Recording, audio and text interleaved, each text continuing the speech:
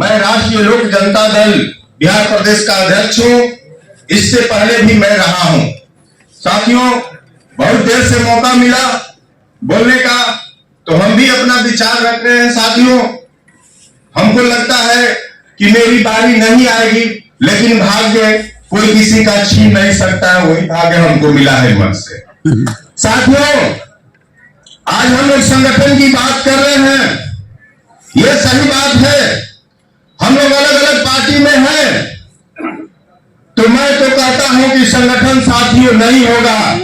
हम लोग कितना भी प्रयास कर लें, अगर हमारे डोम जाति और कोई भी जाति से आदिवासी समुदाय है, जो सरकार 30 वर्षों से चल रही है, अगर आदिवासियों को सुविधा मिला है तो आप लोग उसमें रहे, और नहीं तो आदिवासियों को हक अधिकार दिलाना चाहते हैं तो पार्टी छोड़ के आप एक मंच पे आए। हम आदिवासियों साथियों से कहना चाहते हैं, तब जाके आपको अधिकार मिलने वाला है। साथियों, इसके लिए लड़ना पड़ेगा, नहीं तो कहीं ना कहीं हमको हक अधिकार मिल रहा है तब हम सरकार में सोए हुए हैं। साथियों, सच्चाई यही है। साथियों, नहीं तो छोड़े हम लोग पार्टी और एक मंच पर आए और अपना ऐलान करें। आदिवासी समाज मिलकर जो भी जाति आती है, इसमें मैं ये नहीं कहना चाहता कौन कौन जाति आती है, जो भी जाति आती है एक मंच पर आए और बिहार की धरती से हम लोग आगाज करें। साथियों, मैं कहना चाहता हूं, बिहार में 1% आरक्षित है। किसका राज चल रहा है, किसका अधिकार है किसी भी जाति को जोड़ने का? किसका अधिकार मिल गया? संविधान ने किसको अधिकार दिया? साथियों, नहीं मान रहे हैं लोग। किसी भी जाति को अनुसूचित जनजाति की कैटेगरी में रखने का काम कर रहे हैं। और 1% आरक्षित है।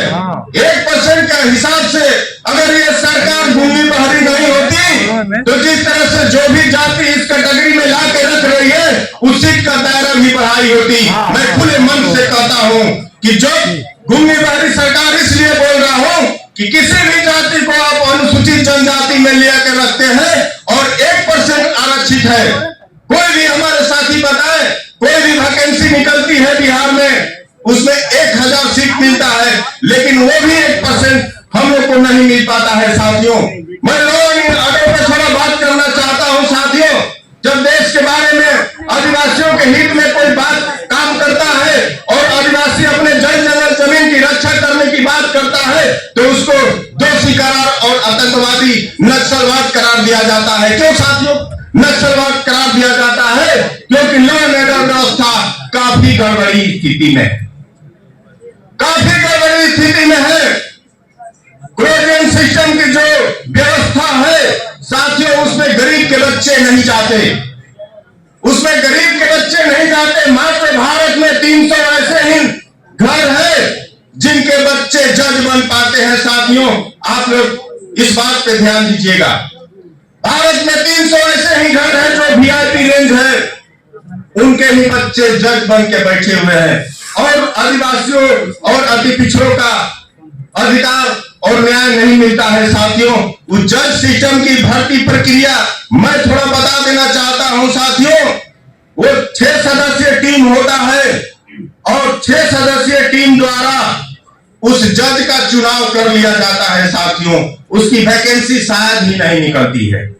उसमें दलित अति पिछड़ा और महादलित का बेटा नहीं जाता है। साथियों, मैं इस पर भी ध्यान आकृष्ट कराना चाहूंगा अपने महानुभाव से कि जो हमारे जानकार व्यक्ति हैं, जो अनुसूचित जनजाति आदिवासियों के हित में जानकार है, मैं उनको इकोलॉजिकल सिस्टम के व्यवस्था को भी मैं ध्यान आकृष्ट कराना चाहता हूं। साथियों, कि ये ऐसी प्रक्रिया हो हमारे देश में कि दलित और अति पिछड़ा और जनजाति के बच्चे भी जज बन सके, जैसे IAS IPS बनते हैं।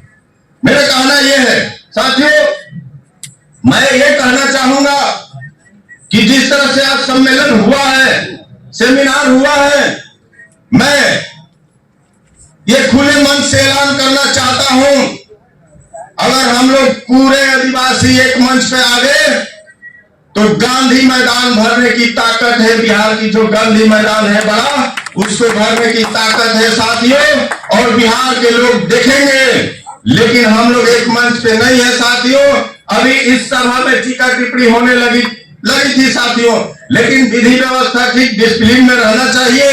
मैं अपने फिर एक बार महानुभावों को मैं हार्दिक अभिनंदन करता हूं। हमारे डॉक्टर राम जी साहब दिया है, हम लोग के समाज के बहुत सचेतक शुभचिंतक है professor doctor Ram ji, late से आए तो मैं इनको भी दिल से हार्दिक बधाई अभिनंदन करता हूं। साथियों, हम लोग ये जो मंचासीन हमारे लोग हैं, महापुरुष हैं, इनके माध्यम से हम लोग एक कमेटी बनाए और बिहार में जितने भी आदिवासी समाज है एक संगठन में बांधे और अपनी ताकत को हम लोग दिखाए। साथियों, मैं कहना चाहता हूं कि आज बिहार में राष्ट्रीय ये कोई राजनीतिक मंच नहीं है, इसलिए मैं राजनीति के विषय में बात नहीं करना चाहता हूं।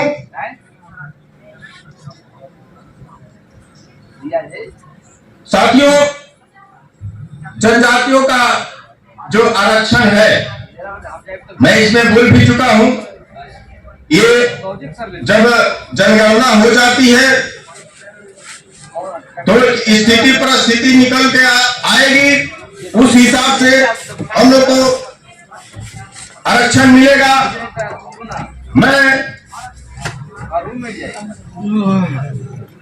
क्रांति आदिवासी भाइयों युवा साथियों से कहना चाहता हूं, साथियों क्रांति की जरूरत है।